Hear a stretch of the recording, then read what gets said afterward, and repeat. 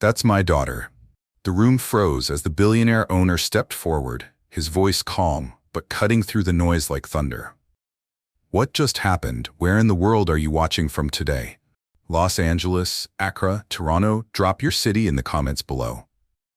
At first glance, she was just a black waitress humiliated by a wealthy guest in a luxury hotel. But no one expected the powerful man behind the scenes to reveal that tonight's story is more than drama. It's a wake-up call about class, power, and dignity. What would you have done if you were in her shoes? Stay with us to the end, because what starts as a moment of public shame becomes a stunning turn of justice that leaves millions speechless. Don't forget to subscribe to our channel for more real stories that hit deep, and let us know if you saw the twist coming. This one, you'll remember. The Royal Elm Hotel stood like a jewel in the heart of San Francisco's bustling downtown, its shimmering glass facade catching the last hues of the setting sun. Inside, the grand dining hall glowed like something out of a dream.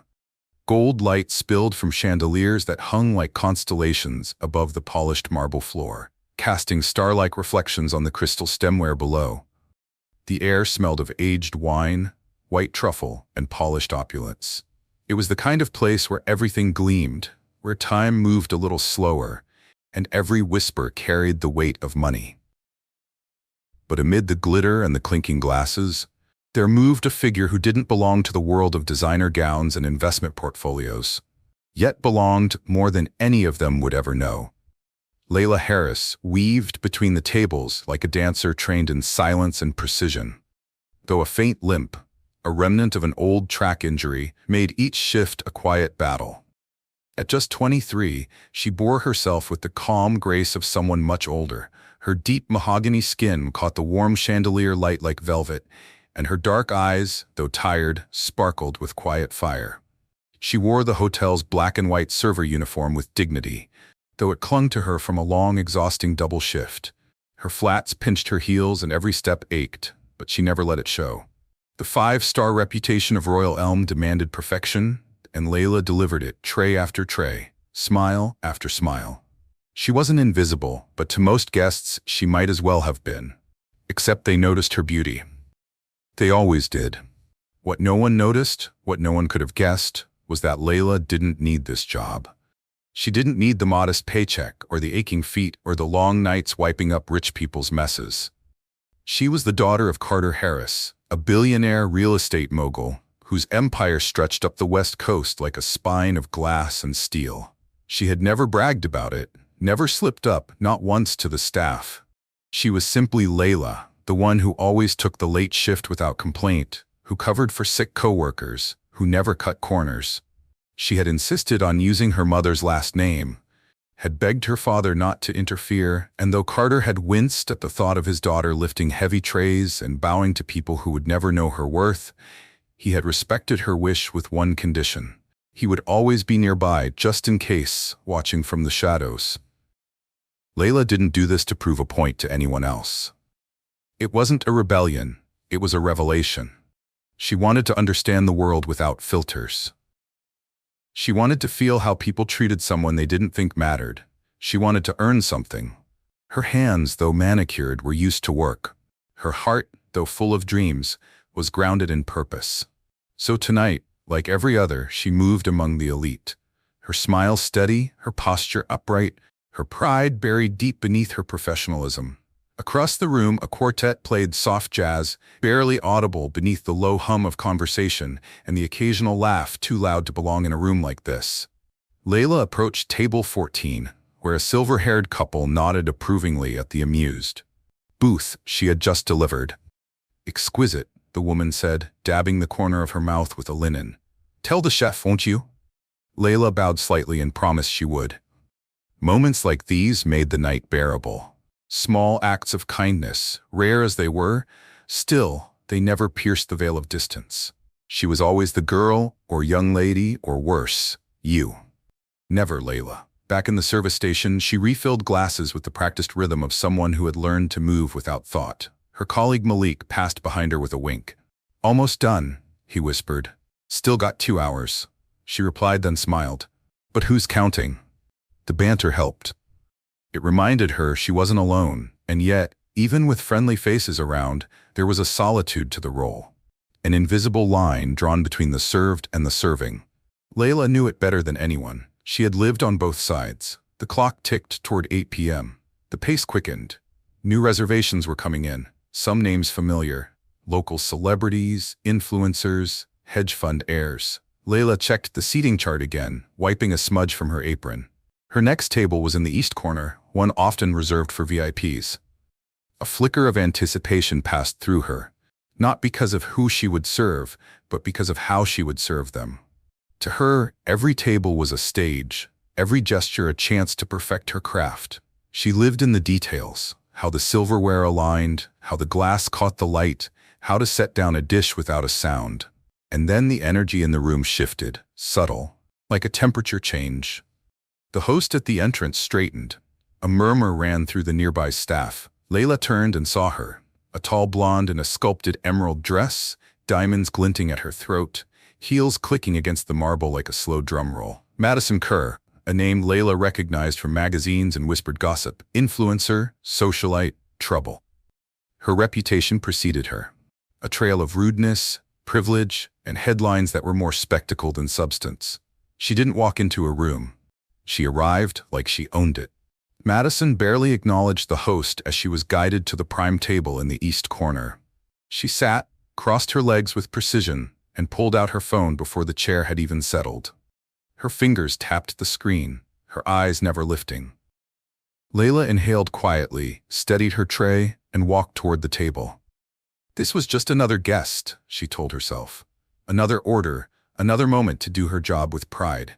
But something in her gut twisted just slightly. She approached with her warmest voice, the same one that had charmed angry customers and soothed the most impossible of clients.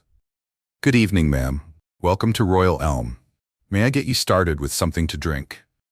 Her tone was even, professional. She stood tall despite the fatigue that pulled at her shoulders. Madison didn't look up. "Sparkling water, no ice, and make it quick. I don't have all night." The words weren't sharp. They were dull, like something she said 100 times a day, like Layla wasn't even there, just a shadow, just a tool. She flicked her hand dismissively, her gaze never leaving her phone. Layla paused for the briefest moment. Second, then, she nodded. "Yes, ma'am," and turned to get the drink. But something about the moment, the chill in Madison's tone, the way she didn't bother to glance up, lodged itself in Layla's chest.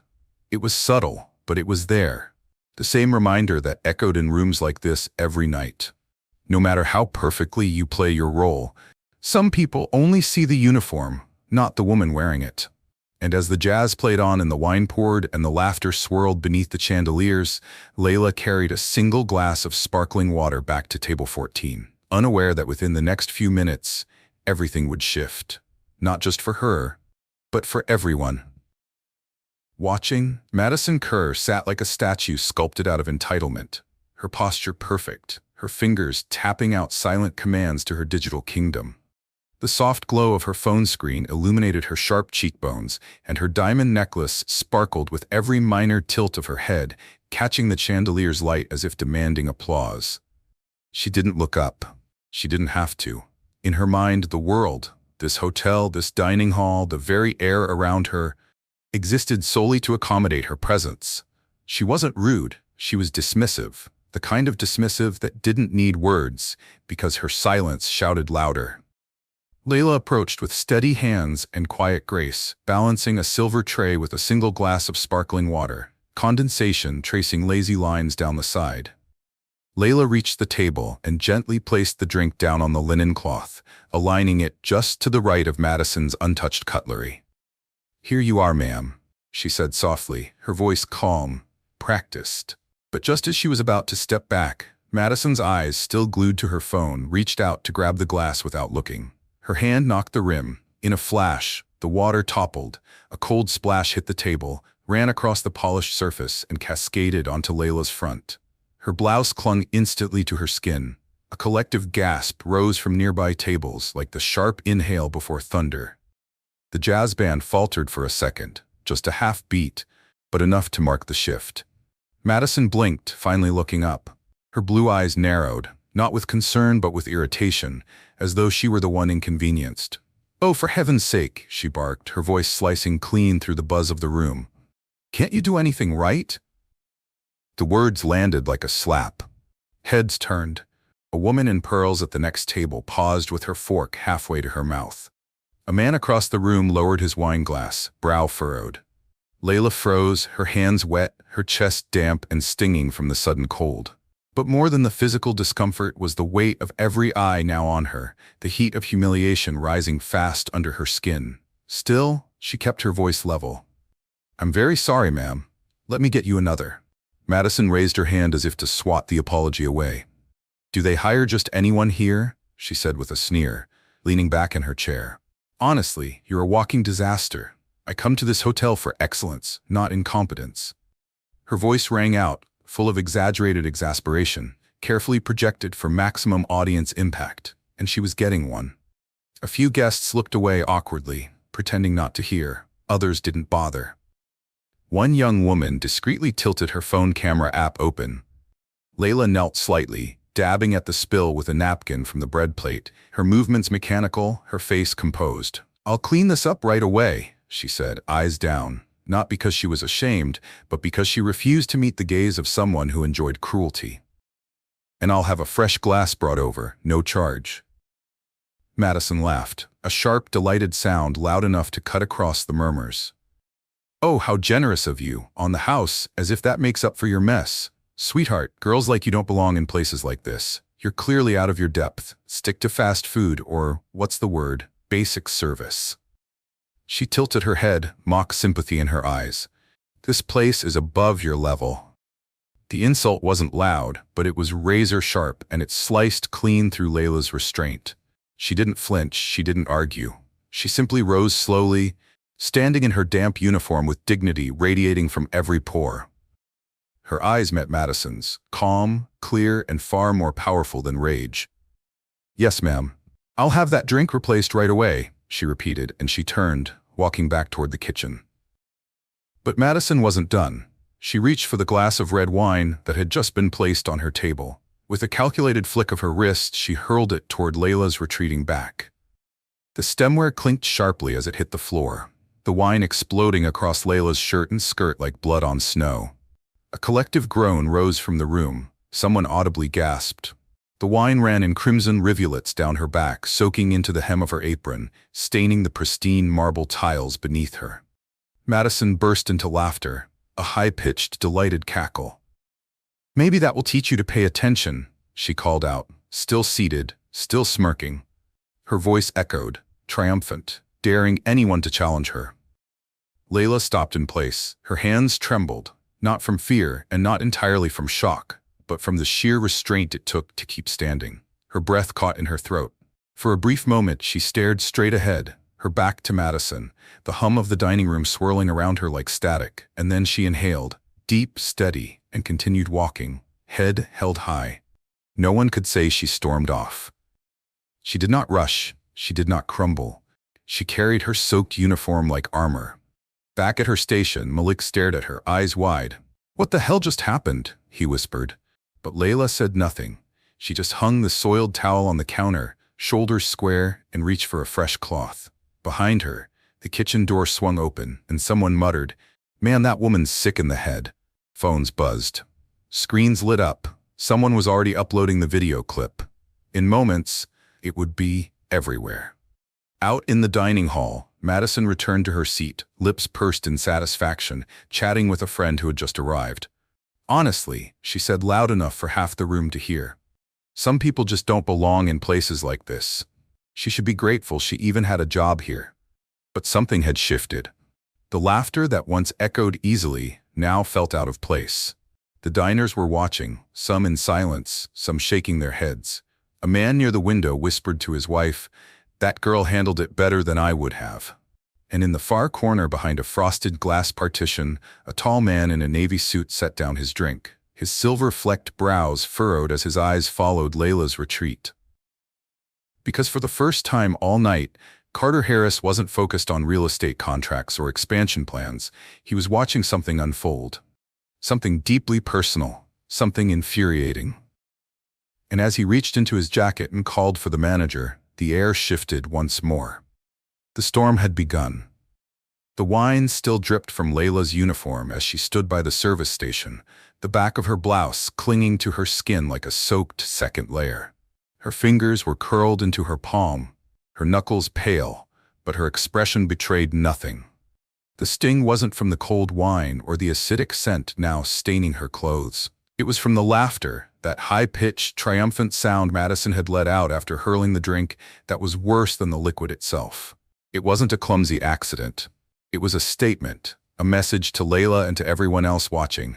I can do this to you, and you can do nothing in return. But Layla wasn't nothing, and she knew it. What burned inside her wasn't shame, it was restraint.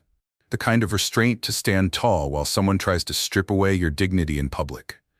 She didn't cry, she didn't flinch. She simply grabbed a fresh towel, pressed it against the worst of the red blotches now soaking into her white blouse, and told Malik, "Cover table 14. I'll be back in a few." He nodded, still too stunned to say much else. From the corner of the kitchen, Chef Antonio peeked out, his thick brows raised. "Everything okay?" Layla gave him a tight smile. "Peachy." And then she turned away before anyone could see the faintest shimmer in her eyes. Out in the dining hall, the atmosphere had shifted. The incident had cracked the surface of elegance like a fracture in glass. Patrons murmured behind linen napkins. Some glanced toward Madison, who now reclined in her chair with the relaxed satisfaction of someone who believed they had just executed the perfect takedown. She whispered something to her friend, and the two burst into soft giggles, oblivious to the energy brewing around them. But not everyone looked amused. A woman in a navy sheath dress whispered harshly to her husband, she should be asked to leave. He nodded solemnly, eyes still fixed on Madison, as though trying to understand what kind of person would find glee in such cruelty. Carter Harris had not moved from his booth, but his jaw was tight, his fingers steepled beneath his chin. He had watched every moment. The spilled water, the insults, the wine tossed like a weapon, and still he hadn't intervened. Not yet. Layla had asked for space, for autonomy, for the right to walk her path without the shield of his name. But watching his daughter be humiliated before a room full of strangers was a line he hadn't been prepared to see crossed. Quiet power hummed in his posture. He pressed a button on his phone and murmured a single word into the receiver. Now. At that moment, Daniel, the hotel's manager, appeared at Madison's table. His tailored suit was crisp, but his eyes held tension. "Miss Kerr," he said with a tight smile, "Mr. Harris would like to have a word with you." Madison blinked, mildly annoyed at the interruption. "Who?" she asked, not bothering to mask her irritation. "Carter Harris," Daniel said, "the owner of Royal Elm." A beat of silence passed. Then Madison's brows lifted in interest. "Oh," she said. "Finally, someone who recognizes class when he sees it." She stood with deliberate grace, smoothed her emerald dress over her hips, and followed Daniel, expecting compliments or at worst an apology for having had to endure such subpar service. She never noticed the subtle stares following her, some disapproving, some curious, all aware. Her heels clicked over the marble floor, rhythmic and proud. She didn't see Layla, who had slipped back into the kitchen, rinsing the wine from her hands and wiping down her arms with shaking fingers. As Madison was led into the private lounge, Carter stood. He was tall, statuesque in his navy suit, with silver threads at his temples and an expression carved from stone. Madison's confident stride faltered. Something in his eyes, calm but razor-sharp, made her straighten, then stumble on the words she'd rehearsed. "Mr. Harris, I just wanted to say—" "I know exactly what you did," Carter interrupted, his tone soft but firm. "I watched it all." Madison's lips parted, but the air had thickened around them and the words caught in her throat. "You came into my hotel, insulted my staff, assaulted one of them in front of witnesses, and then laughed about it." His voice didn't rise. He didn't need to yell. His authority was in the stillness, in the weight of his gaze. "And that staff member, she's not just an employee. She's my daughter." The sentence dropped like a stone into still water, sending ripples across everything Madison thought she understood about the evening. Her mouth opened then shut. Her eyes darted toward the door, toward Daniel, toward anywhere but Carter's steady gaze. I didn't know," she stammered. "She spilled water. I saw it," Carter said simply. "She didn't. You did. And when you embarrassed yourself, you blamed her. Then you threw wine at her. That's not a mistake, Miss Kerr. That's character. Madison's cheeks flushed a deep crimson, not from shame. She wasn't used to shame, but from exposure. Her game had played out in front of the wrong audience. Her power, she realized, was an illusion. Back in the kitchen, Layla stood at the sink, scrubbing at the wine stain on her apron with a mixture of club soda and salt. Malik appeared behind her. "Hey," he said quietly, "you should see what's going down out there." She didn't respond at first, just kept scrubbing. Then she looked up. "He's confronting her, isn't he?" Malik nodded slowly. "He's not just confronting her, he's ending her." In the dining hall, guests were whispering, checking their phones. Clips of the incident had already gone viral. Snippets of Madison's taunts, her wine toss, Layla's quiet walk away. Hashtags were trending. Respect the staff, Royal Elm drama, Layla deserved better. The court of public opinion was awake, and it was furious. Madison stumbled backward a step, her voice cracking under the weight of judgment. "Mr. Harris, please, I didn't mean to." Carter raised a hand, cutting her off. "Your bill is covered. Consider it a parting gift, but you are no longer welcome here." She stared at him as though waiting for the punchline. When it didn't come, she spun on her heel and walked out, fast, flustered, her poise in tatters. Her friends scrambled behind her, wide-eyed and silent. As the doors closed behind them, soft applause broke out in the hall. Not loud, not showy, but steady and sincere. Not for drama, not for spectacle, but for justice. And in the kitchen, Layla let out a single breath, long and slow. Not of relief, not yet, but of readiness. Because the next part wasn't about revenge, it was about reclaiming something even more powerful. Her voice. The lounge adjacent to the grand dining hall was quiet, its atmosphere thick with a hush that came not from luxury, but from tension. Velvet drapes framed the floor-to-ceiling windows that overlooked San Francisco's golden skyline. But even the view felt dim beside the gravity of the moment. Inside, Madison Kerr stood frozen just beyond the threshold, her manicured hand still hovering near the back of the leather chair across from the man who had summoned her. Carter Harris hadn't moved since she entered, but his stillness felt louder than any outburst could have. His gaze didn't waver. It held her in place with the weight of authority built not just on wealth, but on wisdom. Earned through decades of storms he'd weathered and won, and now he was here to weather this one. For his daughter. Madison tried to recover her footing, though the soles of her confidence had already worn thin. "Mr. Harris," she began, voice soft and honeyed, "this is all just a terrible misunderstanding. I came here expecting the 5-star experience your hotel is known for, but instead you delivered a public assault." Carter cut in, not unkindly, but with absolute clarity. "You humiliated an employee, you mocked her, laughed at her, and when she turned her back, you threw wine on her." His voice was low, yet each syllable struck like a gavel. "You did that, Miss Kerr, and you did it in full view of people who don't forget cruelty easily." Madison blinked, her throat working to swallow a surge of panic. I didn't realize who she was. I didn't know she was. My daughter," Carter asked, rising slowly, to his full height, towering over her like a verdict. "That shouldn't matter. No one, no matter who they are, deserves to be treated the way you treated her. Not a waitress, not a janitor, not a CEO, no one. But since you insist on identities, let me clarify something for you." He stepped closer, his tone unshakable. "Layla Harris is not just my daughter. She is the soul of this hotel. She chose to work here to understand people like you, who wield wealth like a weapon. She wanted to learn humility from the ground up, and what you taught her tonight was exactly why that matters." The words landed with finality, and Madison staggered back a step, as if struck by the weight of her exposure. Her cheeks burned a new shade, no longer the pink of embarrassment, but the red of a mask ripped off too late. She glanced around the room as though someone, anyone, might interrupt, might save her, but no one came. Only Daniel stood silently near the door, arms crossed, eyes unreadable. There would be no lifeline tonight. "I thought she was just—" Madison's voice cracked under the strain. "I mean, she looked like she worked here." "She does," Carter replied, "and she worked harder in one evening than most people do in a week. But that didn't give you the right to degrade her. You didn't see a person, Madison. You saw a uniform. And that's what makes this more than a misunderstanding, that makes it a choice. Outside the lounge, the dining hall was quieter than usual. Guests whispered in low tones, phones still flickering with viral clips and comments scrolling like wildfire. The world was watching.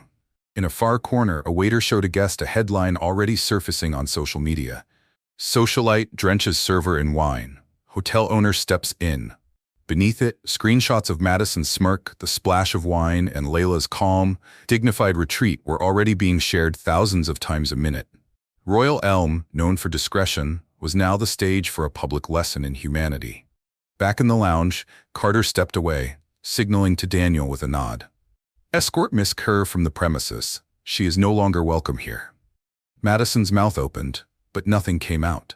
The word blacklisted hadn't been said aloud, but it hung in the air all the same. For someone like her, whose world ran on invitations, appearances, and exclusivity, this exile from a flagship hotel was more than a social slap. It was a scarlet letter. She turned sharply, clutching her designer purse as though it could anchor her pride. "This isn't over," she muttered, though the words held no threat, only desperation. Daniel didn't respond. He simply opened the door and let her out. At that very moment, Layla emerged from the kitchen. She had changed into a fresh blouse, her hair pulled back tighter now, her face clean, but her eyes still simmering with the echoes of earlier shame. She hadn't asked for justice, she hadn't begged for backup, and yet, here it was. Justice delivered not by viral mobs or hashtags, but by the one man who truly saw her. She paused when she saw Madison walking toward her, saw the flush of defeat on her face, the way her chin trembled, though she tried to keep it lifted. Madison couldn't meet her gaze. Her eyes darted away as she passed, heels clicking like a retreat drumbeat. The doors closed behind her and the hall exhaled. A few guests clapped quietly, unsure if it was appropriate, but driven by a need to release something, relief, perhaps, or admiration. Carter stepped forward into the room, and silence followed. He didn't raise his voice. He didn't need to. "Let it be known," he said to no one and everyone. "This hotel respects those who serve with grace. Titles do not matter. Behavior does." He turned then, locking eyes with Layla from across the room. A smile broke through the stern lines of his face, a father's pride, fierce and unapologetic. She gave a nod in return. No words were needed. Between them stood everything that had been tested tonight: trust, dignity, and the choice to rise above. And though the moment belonged to them, the world outside had already taken notice. Social media was ablaze with clips and commentary. Influencers spinning think pieces and former employees of Madison sharing their own stories. She hadn't just humiliated Layla, she had exposed herself. And the internet, as always, had receipts. But Layla didn't check her phone. She didn't bask in the vindication. She returned to her station, picked up a tray, and moved to refill a guest's glass of wine, this time with the steady hands of someone who knew exactly who she was. She wasn't just the daughter of a billionaire. She was someone who had been tested and hadn't flinched.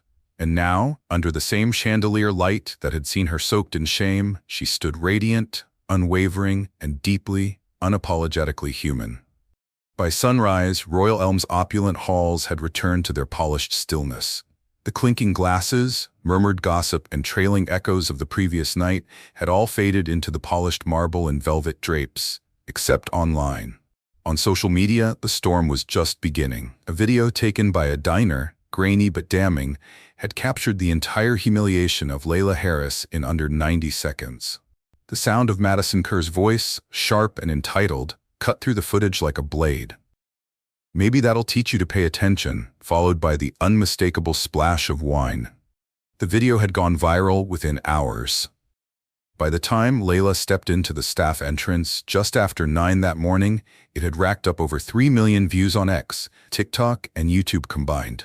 Inside the break room, her coworkers greeted her with a silence, unlike before, not awkward but reverent. Malik stood first, offering her a fresh coffee. "You sure about being here today?" he asked, voice low. Layla nodded, tying her apron with practiced ease. "Why wouldn't I be?" she said with a small smile.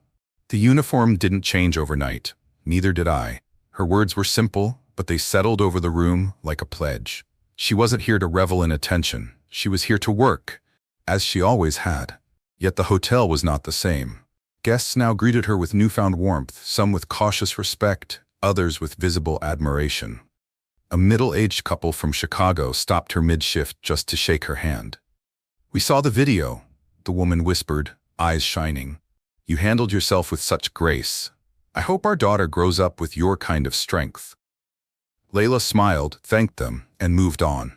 She didn't linger in praise. She had tables to serve, glasses to fill, and while the world outside might now see her as the billionaire's daughter, she refused to let that change her. In the lobby, luxury still whispered through every marble panel and crystal lamp. But there was something new in the air, an awareness. Staff members stood a little taller. Guests watched a little more closely, not for scandal, but for meaning. Because the video hadn't just exposed Madison Kerr's cruelty, it had reminded people that behind every apron and tray was a human being worthy of respect. The hotel had received hundreds of emails overnight. Some condemning Madison, others praising Carter Harris, but most were about Layla. Her restraint, her composure, her refusal to sink to the level of someone determined to break her. Upstairs in the executive office, Carter scrolled through the headlines with a sigh.